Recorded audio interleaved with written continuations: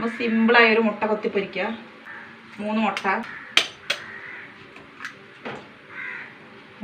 ഒഴിച്ചു കേട്ടോ. കുറച്ച് ഉപ്പിട്ട് കൊടുക്കുക. നന്നായി എടുക്കുക. ഇതിവിടെ ഇരിക്കട്ടെ. കുറച്ച് വെളിച്ചെണ്ണ ഒഴിച്ച് കൊടുക്കുക. വലിയൊരു സവാള, ഒരു പച്ചമുളക്.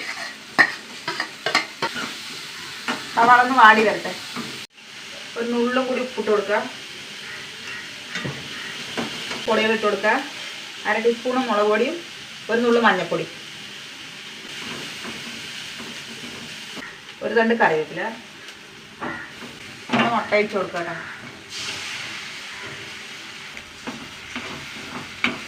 ചിക്കി എടുക്കുക.